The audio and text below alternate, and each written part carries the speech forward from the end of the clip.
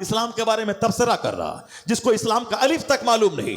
ये नेता बोलता है इस्लाम खतरे में, साहब दूसरे लोग बोलते हैं इस्लाम खतरे में, बहुत सारे मुल्ला जी कहते हैं इस्लाम खतरे में। इस्लाम खतरे में कैसे? इस्लाम खतरे में हुजूर ने फरमाया है ला यबका अला ज़हरिल अर्द बैतु मदरिया वला वफ़ इल्ला अदखलहुल्लाहु कलिमतल इस्लाम। मुस्तफ़ा की माने कि तुम्हारी माने, हमारा पैगंबर सच्चा।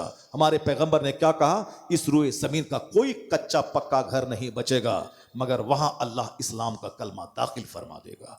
कोई कच्चा घर नहीं बचेगा, कोई पक्का घर नहीं बचेगा, हर घर में इस्लाम दाखिल होके रहेगा।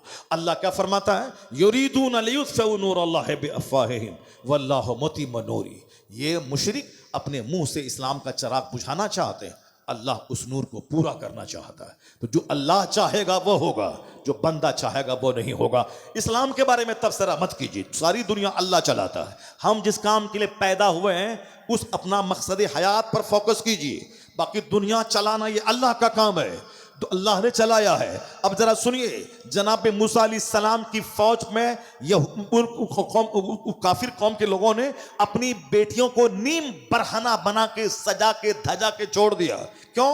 उसको बलम बिन बाउरा ने जो तबाह हो बर्बाद हुआ, उसने कहा था अगर एक भी आदमी जिना कर लिया तो 6 लाख फौज हार जाएगी। ये ठीक काम कर गया उसका। उसने अपनी खूबसूरत बेटियों को सजा के जब मूसा अलैहिस्सलाम की फौज शहर में दाखिल हुई भेज दिया। एक रईस मालदार उठाया, जनाब मूसा अलैहिस्सलाम के पास गया।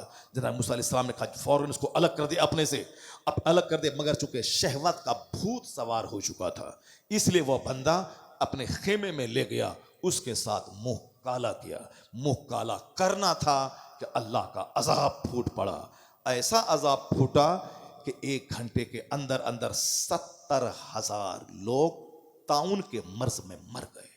1 घंटे के अंदर 70,000 लोग ताउन के मर्ज में मर गए 1 घंटे के अंदर में।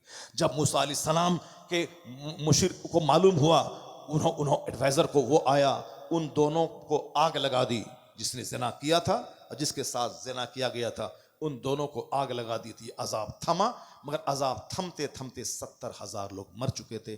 ताउन के मर्ज में गिल्टी निकलती थी, शदीद दर्द, फौरी मर जाते। 70,000 लोग मर चुके। जनाब मूसा अलैहिस्सलाम नाराज होकर वहां से निकल गए। 6 लाख फौज तितर बितर हो गई और शिकस्त से दोचार हो गई। फौज वापस हुई। 6 लाख लोग थे, मामूली फौज नहीं थी। एक बंदा ने ज़िना किया, सारी फौज शिकस्त से दोचार हो गई। 70,000 लोग अल्लाह के अजाब के शिकार हो गए। बस मुंह में आया बक दिया। एक कतरा नापाक से पैदा होने वाला, 2 केजी पेट में हमेशा पाखाना पालने वाला, ये अपने मन की बातें कर रहा है, फिल्मी स्टाइल की बातें कर रहा है। कुरान जो कहता है वो सच है, हदीस जो कहती है वो सच है, खुदा जो कहता है वो सच है, हदीस मुस्तफ़ा जो कहते हैं वो सच है, और खुदा रसूल की बात जो आलिम कहते वो सच है। नेता के पीछे पागल है। इस्लाम खतरे में है, डरा के वोट लिया, अपनी दौलत जमा की और अय्याशी की, यही सब होता है। वो इस नेता इस्लाम के नाम पे वोट लेगा जो इस्लाम का काम करेगा। चिल्लाने से काम नहीं होता है। बहुत सारे आए, करोड़ों लोग शहीद हो गए। 8 करोड़ लोग first world war, second world war में मारे गए। 50 लाख से ज्यादा इन यहूदियों को हिटलर ने ज़बह किया है जर्मनी में। ऐसे ऐसे लोग मारे गए। इस्लाम के नाम पे शहीद होने वाले लोग बेशुमार लोग शहीद हुए। बहुत सारे जंगें हुई और फिर ये मामूली सी जंग क्या, ये जंग भी एक फेवरेबल जंग। मरना तो सबको है ही, चाहे कोई पखाना रूम में मरे, चाहे लैट्रिन रूम में मरे, चाहे एक्सीडेंट करके मरे, चाहे मैदान जंग में शहीद होकर मरे। मगर फिलिस्तीन की औरतें 70 साल से मुसीबत झेल रही है। वह धन्य है वह माँ है जो कभी फिलिस्तीन छोड़ने का प्लान नहीं बनाया। वो बच्चा पैदा करती हैं इसीलिए ताकि मेरा बच्चा मस्जिद अक्सा की आज़ादी के नाम पे शहीद हो जाए।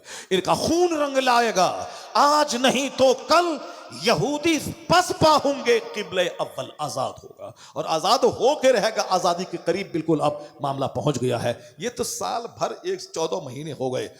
14 महीने में 50,000 लोग, बच्चे औरतें शहीद हुई। वो तो जमीन शहादत की है, शहादत के लिए वो लोग पैदा हुए हैं। हम लोग बर्गर खाने, चाउमीन खाने, इश्कबाजी करने, घर मकान का मुकाबला करने, चाय की दुकान पे चुस्की लेके समाज का डकैत जो अपनी नौकरानी से जिना करता है उसकी ग़ीबत कोई नहीं करता।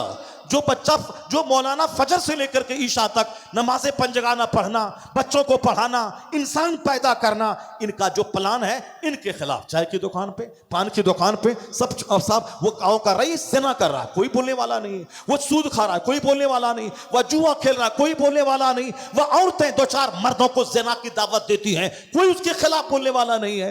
सारा खिलाफ मस्जिद के इमाम, तकरीर करने वाले मौलाना, ये मदरसा, मस्जिद, खानका, पीर साहब, बस इसके खिलाफ लेके चाय की दुकान पे बैठ गए। ये भी गुस्सा भी बड़ा इनका चालाक है, क्योंकि हम जैसे कमज़ोर लोग इनका कुछ बिगाड़ नहीं पाएंगे, इसीलिए हम कमज़ोरों की ग़ीबत हो रही है। लेकिन वह मालदार जो ज़िना करता है, सूद खा के दौलत जमा करता है, वह लंगरे हुसैन करे तो सारे लोग दौड़ जाते खाने के लिए। कोई नहीं बोलता हराम माल का लंगर कबूल नहीं होगा, नहीं खाने जाऊँगा। हराम माल से बच्चों बेटे का वलीमा करता है, नहीं जाऊँगा, चूँकि डर है ना कि जो मालदार है, बाहुबली है, उसके 10, 20, 50 लोग हैं, अगर कोई ग़ीबत किया तो 2-4 तमाचा मारा जाएगा, उसको बस 4 इंच छोटा भी कर दिया जाएगा। इसीलिए उनके खिलाफ वह डर के मारे नहीं ग़ीबत करता, चुप चुप बोलता है।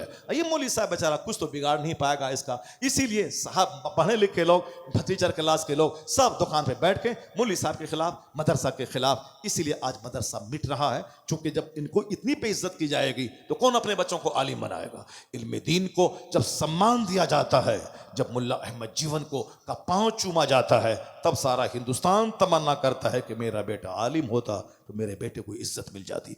आज जो मदरसा उजड़ा है इसीलिए उजड़ा है कि जैसी की तैसी करना, इसको बेटी देना है, इनकी ग़ीबत करना है। ये अगर बाइक खरीद ले तो हरामखोरी का इल्ज़ाम लगा देना है। ये अगर आल्टो खरीद ले तकरीर करके तो इस पर हरामखोरी का इल्ज़ाम को कोई सेठ दिया होगा। या हज भी कर ले तो फिर कोई दूसरा आदमी हज किया होगा या ज़कात खैरात के पैसे से हज किया होगा।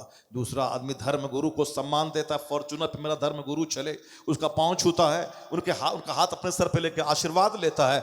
जिसका कोई मजहब नहीं, उसका धर्म गुरु फॉर्चूनर पे आए, उनका पाँव चुमा जाए, और जो सच्चा मजहब का खिदमत करने वाला है उसकी जैसी की तैसी मैंने कर दिया। जरा गौर से सुनिए, काम इस्लाम पढ़ेंगे तो फिर मौजूदा मुसीबतों से घबराएंगे नहीं, ये सब चलता रहता है। इस्लाम जिंदा रहता है हर करबला के बाद। क्या कहते हैं? इस्लाम जिंदा होता है हर करबला के बाद। अब उसकी मिसाल सुनिए, 14 महीने हो गए, जो बोला था 4 दिन में गाजा तबाह कर दूंगा, 14 महीने में आज गाजा जिंदा है।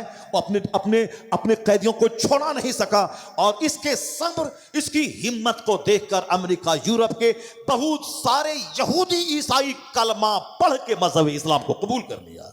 खबरें आ रही हैं कि 2015 से लेकर 20 के बीच में 30 लाख गैर मुस्लिमों ने कलमा पढ़ के इस्लाम कबूल किया है 5 साल के अंदर में। और इस बीच में जब से जंग चली 14 महीने के अंदर, सिर्फ फिलिस्तीनियों का सब्र, इनका जज्बा, इनका हौसला, इनके सब्र, इनके हौसले, इनकी तिलावत, इनके नमाज की कहानी और खुश दिली से शहादत कबूल करने के जज्बे को देखकर कई हजार यहूदी ईसाई कलमा पढ़ के मोमिन बन गए।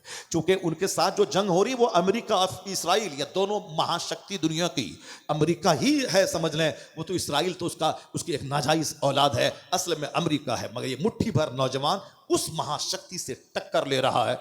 14 महीने हो गए और आज तक हार नहीं मानी है। आपको तो कुछ नहीं लगा, आपको तो अखबार पढ़ा, सोशल मीडिया को देखा, आहा किया, लेकिन होना क्या चाहिए था? आहा नहीं, होना ये चाहिए था कि मेरी औरतें वहां दाने दाने को तरस रही हैं, हमारे बच्चे शहीद हो रहे हैं, जो जिंदा हैं वो दाने को तरस रहे हैं। तो आहा नहीं, बल्कि आंसू बहा के रो के अल्लाह की बारगाह में तौबा करना चाहिए। इलाही मैं बेनमाजी हूं, मेरे भाई पे आफत टूटी है, मेरी मस्जिदें वीरान है, मेरे भाई पे मुसीबत आई है, हम यहां चैन से खा पी रहे हैं, मेरे भाई पे आफत आई है। तो सच्चा मुसलमान आहा करके नहीं रहेगा, सच्चा मुसलमान सच्ची तौबा करके नमाज शुरू करेगा, दुआ करेगा, मालिक मेरी बदअमली से मेरे भाई पे अजाब आया है, अब मैं तौबा करता हूं, सच्ची गुलामी मुस्तफा की करने का ऐद करता हूं। सच्ची तौबा क्या याचक अलीपुर में होगी, इसका पॉजिटिव असर फिलिस्तीन में देखा जाएगा। अल्लाह तबारक व तआला अजाब इसलिए नाजिल करता है ताकि जो मरने वाला था, शहीद होने वाला, वो तो मर गया, आला मौत चला गया, लेकिन जो जिंदा है वो इबरत हासिल करे। इसीलिए तीजा 40वां है, ताकि दूसरे के तीजा में अपना तीजा झांक के देखें, दूसरे के जनाजे में अपनी लाश झांक के देखें। इसीलिए ओहद पहाड़ के बराबर 2 क़िरात का सवाब मिलता है जनाजे में जाने से, ताकि उनके जनाजे में अपना जनाजा झांक के देखें। वो तो मरने वाला मर गया, हम जो जिंदा हैं कम से कम हम तो चोरी डकैती शराब जुआ झूठ गीबत बरहंगी का माहौल सब गुनाह से तौबा करें। उनको देखने के बाद समझ कल हमारा जनाजा निकलेगा, जो जिंदगी बची है सच्ची तौबा करके इबादत में कर लो। ये इबरत की खातिर है। तो वहाँ जनाजे में वहाँ कब्र के बारे में हिसाब नहीं, खाली बाउंड्री वाल कैसे होगा, दरख्त कैसे काटा जाएगा, ये नेता ऐसा नहीं किया, वो सड़क नहीं बनाया। वहां बात होनी चाहिए अपनी आखिरत की, तो वहां भी राजनीति कर रहा है। सामने जनाजा दोस्त का पड़ा हुआ है, अब वहां अननेसेसरी गैर जरूरी बातों में पड़ा हुआ है। जरा गौर से सुनिए हमारी बात। मैं कह रहा हूं कि मदीने का वो मुजाहिद 27 साल के बाद लौटा है। उस औरत ने 27 साल तक अपनी इज्जत की हिफाजत की। अजनबी मर्द ने चेहरा तक नहीं देखा। जब वहां से लौट के आया, मस्जिद नबवी में दरस हदीस की महफिल सजी थी, उस महफिल में आके बैठा। और महफिल में बैठने के बाद उनको दिल में ख्याल पैदा हुआ कि काश ये शेखुल हदीस जो मदीने के उलमा को दर्स दे रहे हैं, काश ये शेखुल हदीस मेरा बेटा होता, काश ये शेखुल हदीस मेरा बेटा होता। ख्याल पैदा हुआ, आया गया, महफिल बर्खास्त हुई। उलमाए मदीना को दर्स देने वाला शेखुल हदीस मसनद पर बैठकर कितनी इज्जतों का मालिक होगा। जब वहाँ से लौट के अपना घर आया, 27 साल के बाद घर आया, उनकी बीवी 27 साल से कैसे अपने आप की हिफाजत की। यहाँ 27 घंटे लोग बच नहीं पाते, 27 दिन नहीं बच पाते। जिनके शौहर बाहर काम करते हैं, उनके घर की खवातीन की क्या कहानी है सारे लोगों को मालूम है। क्या हो, अखबारात की खबरें, अखबारात के सफ़ात पिटे हुए हैं। महानामा अशरफ की कहानी मैं कभी कभी बयान करता हूँ तो साहब खून के आंसू रोना पड़ता है कि साहब किस तरीके से खून के आंसू रोना पड़ता है कि किस तरह से हमारे घर की औरतें हो गई, हमारे घर के लोग हो गए गरम खाना, गरम ग़िज़ा, गरम टेलीविज़न। अगर गर्मी पैदा होगी तो फिर क्या होगा? होटल मौजूद है, बस फ़ोन मौजूद है, होटल अटेंड किया, रहो तुम सऊदी अरब में, वहीं कमाओ खाओ, सिर्फ वहाँ से पैसा भेजो।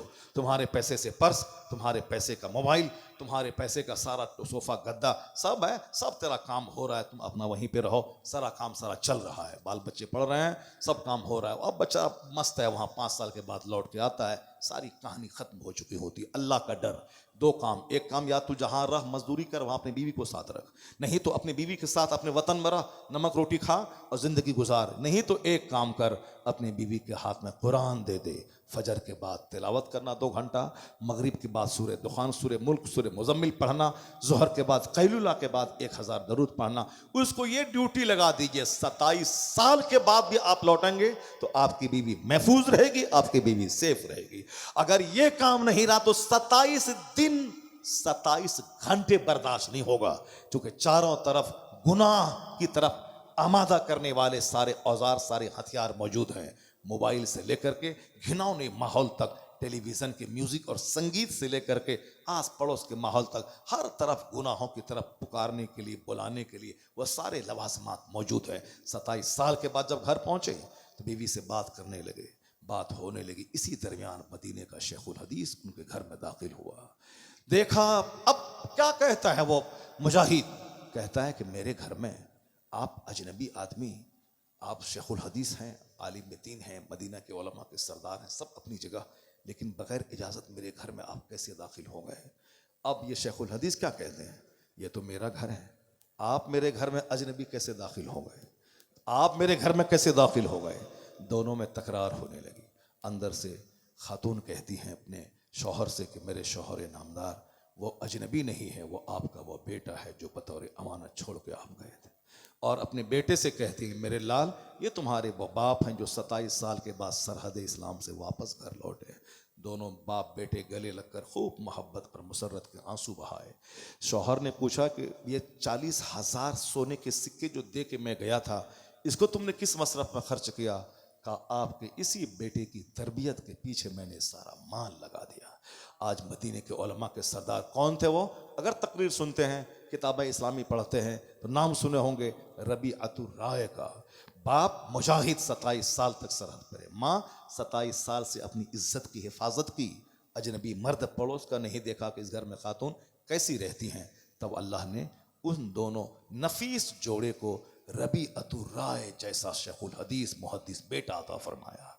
आज माहौल जैसा है, बस सब अखबार, novel, television, mobile, social media, चटक मटक, मार्बल दुकान, ये वो सब लगे हुए हैं। अब जरा गौर से सुनिए, मैं अपनी गुफ्तगू जहाँ से मैंने शुरू की थी, वहीं मैं अपनी बात को ले जाके मैं बात खत्म करता हूं। वैज्ञानिक कहते हैं दूध और गोबर के बीच से निकलता है, गोबर और पेशाब के बीच से निकलता है साफ और शफाफ दूध तुम्हारे खाने के लिए। अब साइंस कहता, आज कहते हैं 1400 साल के बाद रिसर्च हुई, तब कुरान क्या कहता है? कुरान कहता इन्ना लकुम फिल अनआम लइबरा, तुम्हारे लिए इन जानवरों में निशानियां हैं, इबरत हैं। अल्लाह फरमाता है इन्ना लकुम फिल अनआम लइबरा नुस्कीकुम मिम्मा फी बुतूनिही मिन बैनि फर्सियों व दमिन लबनन खालिसन साइगन लिशारिबीन। अल्लाहु समद। अल्लाह कहता है तुम्हारे लिए इन जानवरों में इबरत है, मैं तुमको पिलाता हूं दूध, इनके पेट से वहां से निकालता हूं, मिन बैने फर्सियों व दमिन, फर्स मने लीद गोबर, दम मने खून, यानी गोबर और खून के बीच से मैं निकालता हूं साफ शफाफ सफेद दूध तुम्हारे लिए जो सेहत बख्श है। अब बताएं कि जहां वैज्ञानिकों की नजर आज गई, कुरान करीम ने फसाहत के साथ बयान किया कि दूध निकलता कहां से है? खून और गोबर के बीच से। न खून की लाली है न गोबर की बदबू उसमें है। कौन है जो गोबर और खून के बीच से साफ और शफाफ दूध हमारे लिए निकालता है? जब बंदा गौर करेगा वो कहेगा ला इलाहा इल्लल्लाह मुहम्मदुर रसूलुल्लाह। तो दूध तेरे लिए, गोश्त तेरे लिए, सब्जियां तेरे लिए, आसमान तेरे लिए, सूरज और चांद तेरे लिए, जमीन तेरे लिए, फिर तुम किस काम के लिए? जिस दिन ये सवाल का जवाब तलाश करेगा, आवाज आएगी वमा खलक़तुल जिन्न वल इंस इल्ला लियअबुदून, सारी नेमत तेरे लिए, तेरी पेशानी का सजदा नेमत देने वाले खुदा वाहिद के लिए, सारी नेमत तुम्हारे लिए, तुम्हारा सजदा खुदा वाहिद के लिए। बस हदीस है सरकार की, आखिर जमाने में लोग पागल हो जाए, सिर्फ दिमाग से काम नहीं लेंगे। मकान देखेंगे हमको भी चाहिए, कपड़ा देखेंगे हमको चाहिए, गाड़ी देखेंगे हमको भी चाहिए। फला आदमी के बेटे की शादी में 100 स्कॉर्पियो लेके गया, चाहे भीख मांगे चाहे जमीन बेचे, हम भी वैसे ही करेंगे। अक्लमंद होगा तब ना बस सोचेगा कि क्या करना है क्या नहीं करना है। सयाती अलन्ना से ज़मानुन, अनकरीब एक ज़माना लोगों पे ऐसा आएगा कि तुनज़ौ उक़ूल अक्सर ज़ालिका ज़मान, उस ज़माने के अक्सर लोगों की अक्लें छीन ली जाएंगी।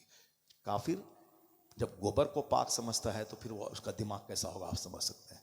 अब आप तो कम से कम पाकी और नापाकी का ख्याल कीजिए, आप तो कम से कम मस्जिदों को आबाद कीजिए, आपकी औरतें तो कम से कम जींस और टी शर्ट पहन के समाज में ज़िना की दावत न दें, आप तो कम से कम कुरान पर अमल कीजिए कि घर में ठहरी रहिए। इंजीनियर बने 1 करोड़ कमाए मर गए, खरबों साल के जहन्नम में पहुंच गए, उससे बेहतर है वो जो बाहर शरीयत पढ़ी, खाना बनाई, घर को जन्नत बनाई और डॉक्टर नहीं बनी, कनीज़े फातिमा बन के मुस्तफ़ा की जन्नत पहुंच गई, उससे बेहतर है वो। तो आखिरत को हमेशा चर्चा का विषय बनाना होगा। जो आखिरत और जन्नत पे विश्वास करता है उसको सब्र मिलता है, हौसला मिलता है, खुदकुशी नहीं करेगा, सुसाइड नहीं करेगा। यही है नसीहतों की जान, यही है वाज और नसीहत, यही है असले तकरीर, यही है असले वाज जो मैंने आपके सामने रखी है। अल्लाह तबारक व तआला हमको आपको सबों को नेक बनने, इबादत करने की तौफीक अता फरमाए। कल की मजलिस भी यहाँ होगी, कल तो मैं नहीं रहूँगा, अलबत्ता खानकाह रज़विया बरेली शरीफ से सरकार तौसीफ़ मिल्लत तशरीफ़ लाएंगे। सरकार आला हज़रत का क्या कहना, आला हज़रत ने इस्लाम की वो खिदमतें की, इस्लाम की वो तबलीग की, हकीकी इस्लाम को लोगों के सामने पेश किया। 2 घंटा सोते थे, सारी जिंदगी दीन की खिदमतों की नजरें कर दी। बाप की ज़मीन बेच बेच कर किताबें लिख छापना, मस्जिद मदरसा बनाना, दीन की खिदमतें करना, अपने लिए कोई दौलत में इजाफा नहीं किया, जबकि वो उस वक़्त के क्रीम पर्सनैलिटी के मालिक थे कि हिंदुस्तान के चाहते तो वज़ीर आज़म सदर हिंदुस्तान बन गए होते, लेकिन उन्होंने सारी ताकतें दीन की खिदमत में लगा दी। तो अल्लाह रब्बुल इज़्ज़त ने वो सम्मान दिया है कि बरेली नवाबों का शहर कहलाता था, रामपुर उसी के बाजू में है, अवध लखनऊ उससे पहले है, ये सब नवाबों का इलाका, 1000 बीघा ज़मीन, 2 4 10 50 गांव इसके अधीन में थे, ये नवाब थे। कोई नहीं जानता कि रामपुर का कौन नवाब है, मुरादाबाद का कौन नवाब था, अवध के कौन नवाब था, मगर आला हजरत ने जो दीन की खिदमत की, मुसलमानों के ईमान को जो बचाया, इश्क रसूल का जो पैगाम दिया, आज उसी का इनाम ये मिला है कि वादी रजा की कोहे हिमाला रजा का है, जिस समत देखिए वो इलाका रजा का है। हसद करने वाला जल रहा है, पेट में दर्द हो रहा है, रजा के खिलाफ पोस्ट कर रहा है, अलीगढ़ का अलग, देवबंद का अलग, सहारनपुर का अलग, और साहब और भी बहुत सारी जाहिल खानकाहों का सज्जादा नसीब जो आलिम नहीं बना, हाफिज नहीं बना, मुहद्दिस नहीं बना। तो अब जब मुहद्दिस नहीं बना मगर चाहता है कि मुहद्दिस की तरह इज्जत मिल जाए, अब वो चाहता है तो अब इज्जत नहीं मिलेगी तो क्या करेगा? पढ़ा लिखा नहीं, अब तो वो गीबत करेगा, वो बुराई बयान करेगा। अब जैसे बहुत सारा मौलवी निकल गया है साहब पोस्ट देने वाला मोबाइल पे, अब साहब जो देखा कि अब पूरे हिंदुस्तान पूरी दुनिया भर से हक बोलने वाले की हिमायत और तायद हासिल हो गई, तो अब उनको पच नहीं रहा है, तो अब वह चोटी काटने के लिए ये नहीं कहना चाहिए, वो नहीं कहना चाहिए, वो नहीं कहना चाहिए, बस वो अपना चोटी काट रहा है। उसी तरह से आला हजरत को जब देखा पूरी दुनिया में रजा रजा रजा रजा रजा का चर्चा हो रहा है, मस्जिद रजा के नाम पर, खानका रजा के नाम पे करोड़ों आदमी के नाम के साथ लफ्ज़ रजा, शहरयार रजा, तौसीफ रजा, एहसन रजा, मुकर्रम रजा, मुशर्रफ रजा, फला रजा, रजा अकेला था और करोड़ों आदमी के नाम के लफ्ज़ रजा मिल गया। तो अब ये बैठ के बाप के मज़ार की चादर बेच के खाने वाला, नहीं पढ़ने वाला, या स्कूल कॉलेज में थोड़ी सी डिग्री हासिल कर लिया, अब ये रजा का दुश्मन बन के चाहता इनका नाम हटा दें, इसका नाम मिटा दें। देवबंद वाला अलग, अलीगढ़ का छोटा मोटा पढ़ा लिखा अलग, सब दुश्मन बन गए। मगर क्या हुआ? रजा का 107 साल से जायद का अरसा गुजर गया, इस बीच में रजा का नाम घटा नहीं, सब उनसे जलने वालों के गुल हो गए चराग। अहमद रजा की शम्मा फरोजा है आज भी, अहमद रजा की शम्मा फरोजा है आज भी। उसी खानदान आला हजरत का एक चश्मो चराग कल आने वाले हैं, उनका बयान भी सुनना है। जो लोग मुरीद नहीं हुए हैं उन सभाओं को उनके हाथ पे तौबा करके बैत भी होनी है। इस दौर में ईमान बचाने का एक रास्ता है, वरना इधर घूमे तो मौला अली अली अली कर करके राफिजी की तरफ चले गए, और इधर घूमे तो अहले बैत अतहार के दुश्मन बन करके जहन्नम चले गए। ये बीच का रास्ता है मसलक आला हजरत। क्या अहले सुन्नत का है बेड़ा पार, असहाबे हुजूर नज्म है और नाव है इतरत रसूलुल्लाह। यहाँ अहले बैत से भी प्यार है, मौला अली से भी प्यार है, मगर सिद्दीक़ अकबर सबसे अफजल, उमर फारूक उनके बाद सबसे अफजल, उस्मान गनी उनके बाद सबसे अफजल, मौला अली शेर खुदा मुश्किल कुशा रज़ियल्लाहु अन्हुम अजमईन उनके बाद अफजल। ये चारों यार हैं मुस्तफ़ा के, चारों लाजवाब हैं, सबकी खिदमतें बेमिसाल हैं। मगर जहाँ नंबरिंग की बात आएगी तो नंबर वह जो मुस्तफ़ा ने बताया है। तुम्हारे लीली करने से नंबर नहीं बनेगा, जो हुजूर ने अपने यारों का नंबर दिया है वो नंबर है सिद्दीक़ अकबर का पहला नंबर, हज़रत उमर फ़ारूक का दूसरा नंबर, उस्मान गनी तीसरे खलीफा, हज़रत मौला अली चौथे खलीफा। तो मुस्तफ़ा ने जो नंबरिंग की है, हदीस पाक में जो मजमून ज़ाहिर है, जहाँ जहाँ जिक्र हुआ है, तो वो है अपने मन नहीं चलेगा, गढ़ के नहीं चलेगा। ये जाहिल लोग नमाज पर तकरीर नहीं करेगा, वह ढोल पे तकरीर करेगा, ढोल पे तासिया पे। जाहिर सी बात है वो कुरान हदीस पढ़ेगा तब ने इल्म की बात करेगा। वो तो अपने दोस्त अपने मुरीदों को बचाने के लिए कि ये बचा रहे ताकि हमको नजर ना दे, ताकि मेरा पेट भरे। क्योंकि वह कलम का मुसन्निफ तो है नहीं कि किताब लिखेगा, मुदर्रिस तो है नहीं कि पढ़ा करके पैसा कमाएगा, अब वह ढोल बजा के पैसा कमाता है। यह ढोल बजाने वाला वो चला है आला हजरत के खिलाफ बोलने के लिए, सब उनसे जलने वालों के गुल हो गए चराग। अहमद रजा की शम्मा फरोजा है आज भी। आला हजरत के मसलक में सब राइट एंड रॉन्ग सबका फर्क हो गया। मैंने क्या कहा? जो बोलता है नमाज छोड़ो सिर्फ फातिहा मिलाद में लगा रहो, वो भी गुमराह हो, भटक गया वो रास्ते से। और जो बोलता है सिर्फ नमाज पढ़ो फातिहा मिलाद हराम है, वो भी अपना जहन्नम का रास्ता चुना।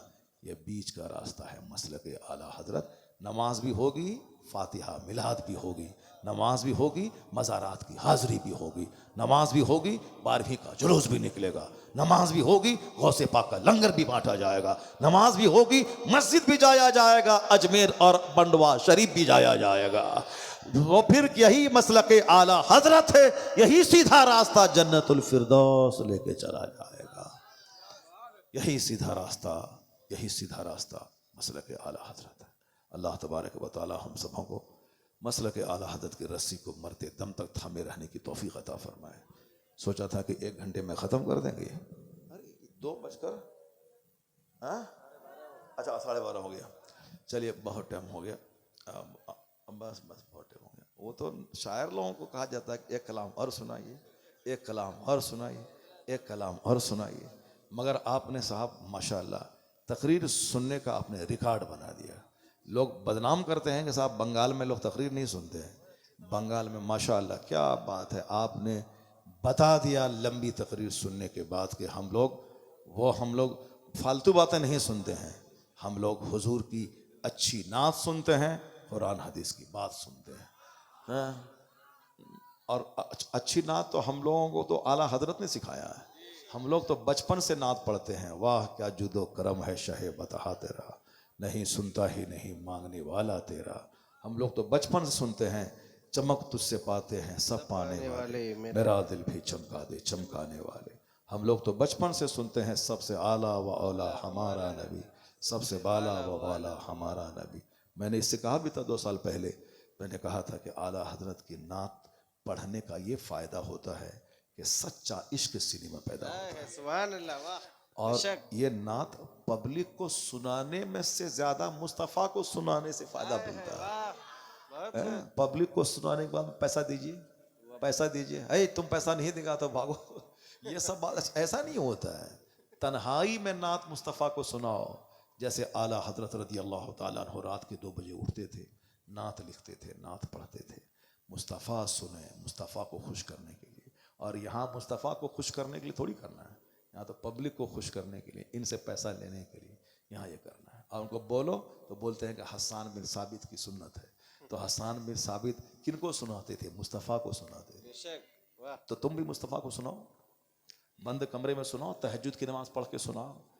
सर से लेके पैर तक न नमाज है, न जुमा है, न तस्बीह है, न दरूद है, बस आप हसन बिन साबित की सुन्नत अदा कर रहे हैं। जहाँ कुछ नहीं मिले तो बस सब सुन्नत ख़त्म हो जाएगी। ये माल आता रहता है तो अपना चलता रहता है। इसको हसन बिन साबित के से इसको जोड़ रहे हैं, उसको जोड़ रहे हैं। नमाज सबसे बड़ा फ़र्ज है। जो नमाज नहीं पढ़े उसकी गुफ्तगू में कोई असर नहीं होता। जो नमाज नहीं पढ़े वो कितनों नात खानी अच्छी आवाज़ में पढ़े, कुछ असर नहीं होता। आला हजरत के पास एक शायर आया था, कहा हुजूर ये मेरा कलाम देखिए।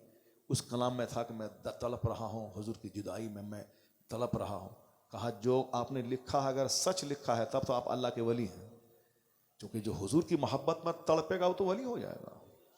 रोना चाहिए कमरे के अंदर हुजूर के सामने, अल्लाह के सामने, पब्लिक के सामने रोता है। आंसू अल्लाह के सामने बहाना चाहिए, अल्लाह के सामने रोना चाहिए। पब्लिक के सामने लोग रो रहे हैं, ये सब एक्टिंग है, एक्टिंग करते हैं लोग। सिनेमा जैसे एक्टिंग करता है वैसे ही हंसना रोना। हदीस कुरान सुनाओ यार, अल्लाह ने क्या कहा, हुजूर ने क्या कहा, ये इस्लाम सुनाओ।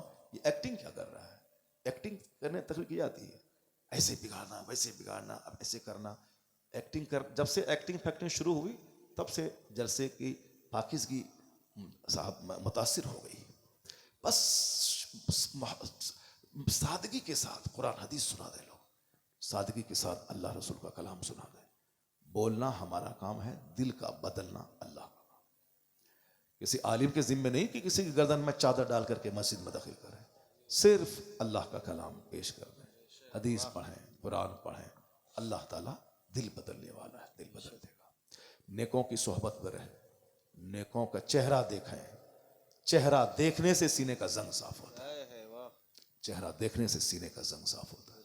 जिस तरह चोर को देखने के बाद चोरी का वसवसा पैदा होता है, नेता को देखने के बाद नेता बनने का जुनून सिया होता है, उसी तरह नेक लोगों को देखने के बाद जन्नती बनने का जुनून सा। वाह, बहुत खूब, बहुत अच्छा पैगाम।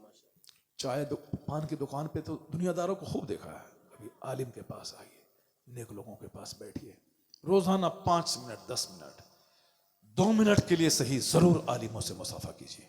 मदरसा आइए, मुस्तफ़ा के मेहमान को देखिए, मदरसा को देखिए, मस्जिद को देखिए, आलिमों से हाथ मिलाइए, ज़रूर आपका सीने का रंग भी बदलेगा। अल्लाह ने चाहा तो पेशानी सजदे के लिए झुक जाएगी, अल्लाह ने चाहा तो गुनाहों से सच्ची तौबा हो जाए। अपने घर में जलसे का चर्चा कीजिए, अपने घर में जो तकरीर हुई इसको रिपीट कीजिए, इसको बयान कीजिए अपने बाल बच्चों के सामने। हजरत ने ये कहा, हजरत ने ये कहा, हजरत ने ये कहा। बहुत सारे फ़ोन आते हैं दुनिया भर से, बहुत सारे बोलता है कि ये मुफ्ती नहीं है तो मौलाना है तो वो है। तो हमको जलसे में लोग फतवा देने के लिए बुलाता है कि तकरीर करने के लिए बुलाता है? करोड़ों मुफ्ती मौजूद हैं, लोग नहीं बुलाते हैं। सबका काम है, हमको यहाँ वाज के लिए बुलाया जाता है। वाज की बात करो यार, क्या वो सब बेकार की बातें बोलता है कि ये नहीं है तो वो नहीं है, फला नहीं है, चिना नहीं है। क्या चाहते हो कि सबको नंगा बना दो? किसी को तो रहने दो जिसकी बात को लोग गौर से सुन रहा है, नमाजी बन रहा है, लोग नेक बन रहे हैं। कम से कम कुछ तो रहने दो। सब चकड़ चकड़ बातें करना ज़रूरी नहीं है। खामोश रहने से ही बहुत सारे मसले का हल हो जाता है। खामोशी बहुत बड़ी नेमत है। कोई ज़रूरी है कि सब बात का चटर चटर जवाब दे दें, सब बात बोल दें। बस हाथ में कलम है, मोबाइल है, चटर चटर चटर किया, बस चला दिया, बस सब बात के कमेंट करना कोई ज़रूरी है क्या? ज़रूरी नहीं है। बल्कि खामोशी रहने से बड़े बड़े प्रॉब्लम्स का सॉल्यूशन हो जाता है। एक बंदा को आदमी सुन रहा, हज़ारों आदमी के फ़ोन आते हैं कि मैं नमाज़ पढ़ रहा हूँ। हज़ारों आदमी, एक नेता हमसे बोला 10 दिन पहले, एक नेता जो जनता दल यूनाइटेड का नेता है, वो नेता बोला कि हजरत आपकी तकरीर सुने, उसके बाद से हम क़ज़ा नमाज पढ़ रहे हैं। क्या बात! वो नेता सच्ची बात है। वो नेता हमसे बोला कि हम जब मेरे पास टाइम रहता है तो जमात से 10-20 मिनट पहले चले आते हैं मस्जिद, अब वहाँ 3-4 दिन की नमाजें पढ़ लेते हैं। बताएं इस बात। अब ये लपेट खुसेट करके हमको भी जो है रद्दी की टोकरी में डालना चाहता है। साहब, जिस आदमी की बात लोग सुन रहे हैं, नमाजी बन रहे हैं, जो बातें हैं निशानदेही जो होती है, हमने तो कह दिया साहब पहले कि मेरे जुमले से किसी को भी कोई तकलीफ पहुंची हो, चाहे जिस तरह की बातें हों, जो भी बातें हों, हम उन सारी बातों से रुजू करते हैं, तौबा करते हैं। जब एक बंदा तौबा कर लिया, रुजू कर लिया, 2-4 साल पहले आदमी कुछ बोला और उसको घसीट के अभी ला रहा है। जब हम कह दिया भाई जो भी जुमले से तकलीफ पहुंची है सबसे रुजू करते हैं, जब कह दिया तो फिर अब बात ये कह दिया तो वो कह दिया, तो ये नहीं कहना चाहिए, वो नहीं कहना चाहिए। मैंने तो बिल्कुल रुजू किया, जो भी बातें हमारी ज़बान से निकल गई गुस्से में किसी को समझाने के लिए। एक बाप अपने बेटे को दिन भर में 5 बार बंदर कहता है, आई बंदर इधर आओ। हैं मदरसे में जाके देखो उस्ताद लोग अपने बच्चों को क्या नहीं कहते हैं। हमारा एक उस्ताद था, वो तो इतना ख़तरनाक जुमला बोलता था कि हम उसको दोहरा नहीं सकते हैं। ऐसी से बातें करते थे। तो आदमी अपने छोटों को, अपने अजीज़ों को कुछ ना कुछ बोलता है, तो बस हो गई, बात ख़त्म हो गई। जब बंदा रुजू कर लिया कि साहब अपने सब जुमले से मैंने रुजू कर लिया, तो उसको रगड़ घस नहीं करना चाहिए, अपना अपना काम करना चाहिए। अब अल्लाह रब्बुल इज़्ज़त का डर जब दिल में रहता है तब बंदा दूसरे की कदर करता है। यहाँ तो चूँकि खुद ही सर से लेके पैर तक सोशल मीडिया में डूबा हुआ है, न तिलावत का, न दुरूद का, न नमाज का टाइम मिलता है, तो वो बंदा तो अच्छाई कैसे बर्दाश्त होगी उसको। अल्लाह तबारक व तआला हमको आपको सबों को नेक बनने की तौफीक अता फरमाए, नेकों की सोहबत में रहने की तौफीक अता फरमाए, आमीन। आलिम दीन की इज्जत करने, उनकी गुफ्तगू को गौर से सुनने की तौफीक अता फरमाए। आमीन व आखिरु दअवाना अल्हम्दुलिल्लाहि रब्बिल आलमीन। मुस्तफ़ा मुस्तफ़ा जान रहे